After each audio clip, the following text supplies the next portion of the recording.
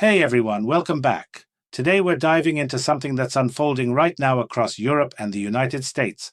And trust me, what you're about to hear isn't being covered the way it should be. From political earthquakes in Brussels to a shocking incident in Germany, from Macron's crumbling grip on France to Trump deploying troops on American soil, the system is showing cracks everywhere. And here's the thing, I'm going to walk you through every single piece of this puzzle, because when you see it all together, the picture becomes crystal clear.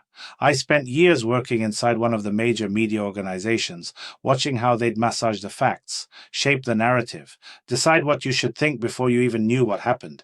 I couldn't do it anymore. So I walked away. Now I'm on my own, answering to nobody, and I'm here to tell you what's actually going on.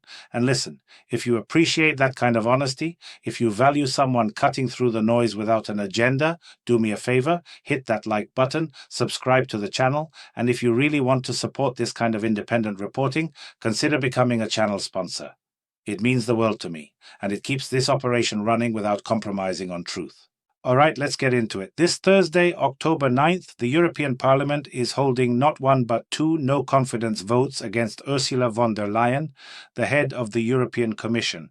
Now, European analysts are already telling everyone, look, don't get your hopes up. Overthrowing the Commission is extremely difficult. You need 2/3 of the vote. That's a minimum of 360 members of Parliament. So realistically, von der Leyen is probably going to keep her position after these votes. But here's where it gets interesting.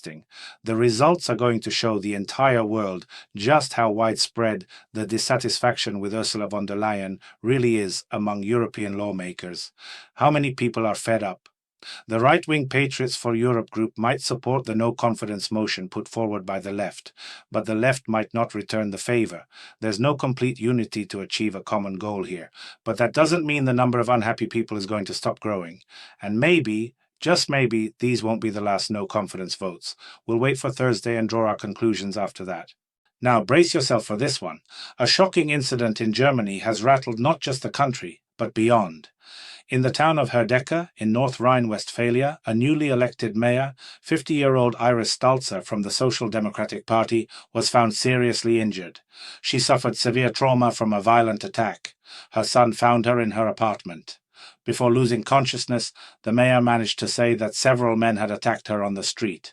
Doctors are now fighting to save her life. Her condition is being described as critical. Police have launched a manhunt and are pursuing the attackers. Authorities aren't ruling out any version of events, including a political motive. The investigation has been handed over to a special task force for serious offenses. This terrible incident happened just 10 days after she won the election. We're all hoping this woman pulls through and that these criminals are caught. And you know what? It's very fitting to add what German Chancellor Friedrich Merz just announced to all citizens living in the country. The Chancellor officially warned about declining real incomes in the coming years. People are going to have to spend more and more of their earnings on social needs like pensions, healthcare, elderly care, and so on. The reason, according to Friedrich Merz, is the aging society and rising costs of social programs. Right now, the deficit in Germany's healthcare system is already in the billions of euros, and next year, in 2026, they're expecting another hole of at least 4 billion euros. Authorities are already in full swing discussing increased contributions and even partial elimination of benefits. The Chancellor also proposed rethinking the pension system. Instead of a fixed retirement age of 67, he suggests considering the length of work experience. Someone who started working at 17 and worked for 50 years shouldn't retire at the same time as someone who started their career at 30. That's what Friedrich Merz noted. At the same time, the Chancellor is pushing for mandatory partial pension savings and promises benefits for working retirees, up to 2,000 euros a month tax-free. Now get this. The approval ratings for Germany's Chancellor Friedrich Merz, who just announced to Germans that their incomes are inevitably going to decline, have plummeted to a historic low. 71% of those surveyed are dissatisfied with the Chancellor and leader of the Christian Democratic Union. Only 26% view his work positively. He's especially unpopular among supporters of the Left Party, that's 89%, and the right-wing Alternative for Germany, that's 97%. Meanwhile, the right-wing Alternative for Germany party continues to hold first place in the polls. They're currently at 26%. The Christian Democratic Union, Merz's own party, is in second place with 24%, and the Left Party's ratings have already grown to 12%, tying with the Greens. The Social Democratic Party, which as you know wants to ban the right-wing party, has only 13% support. Stay with me here, because what's happening in France is just as explosive. The majority of French citizens consider Emmanuel Macron responsible for the current political crisis in the country. French people are placing the main responsibility on the president for the resignation of Prime Minister Sébastien Lecornu. And now, even former French Prime Minister Édouard Philippe has joined those calling for Macron to resign.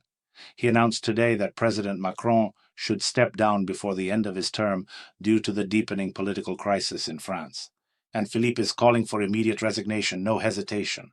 But tomorrow, the far-left party called France Unbowed is launching an impeachment process against the French president. French experts are explaining to everyone that Macron has three options: appoint a new prime minister, call snap elections, or resign himself. Political scientists believe the last scenario is unlikely, nobody's going anywhere. However, compromise in the current atmosphere, according to analysts and experts, is almost impossible.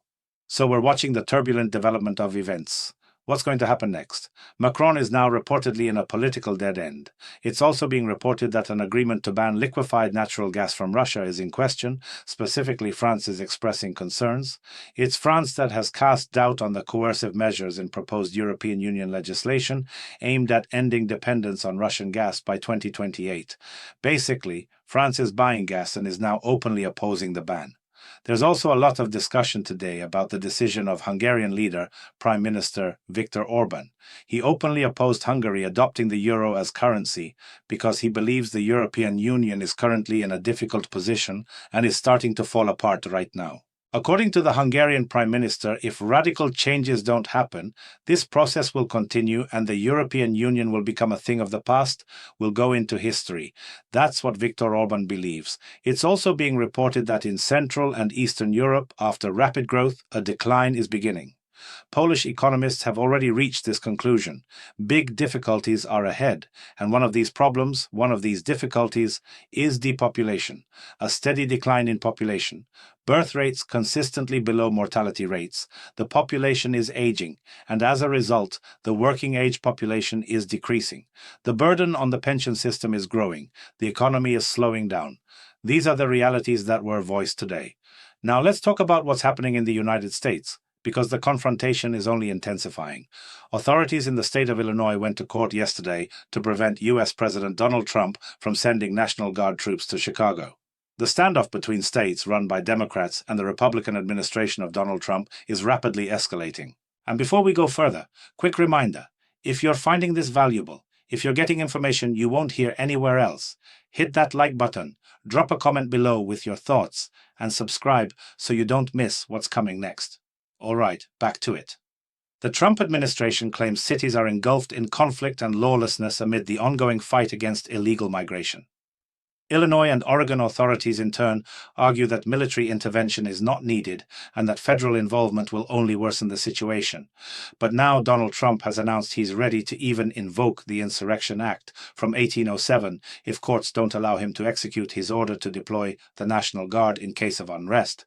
These incidents are happening, and the courts, as you know, are playing for the Democrats. You know this. Trump has also, as usual, lashed out at Democrats with criticism, claiming that the cities they manage are ridden with crime, which frankly is fair to say. So in the US, everything is just beginning.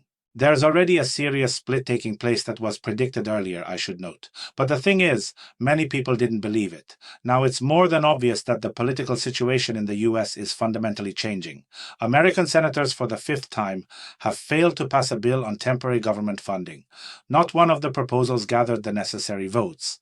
And these are the informational moments for today, for now, that say a lot. Let me give you a quick recap of what we just covered, because this is all connected.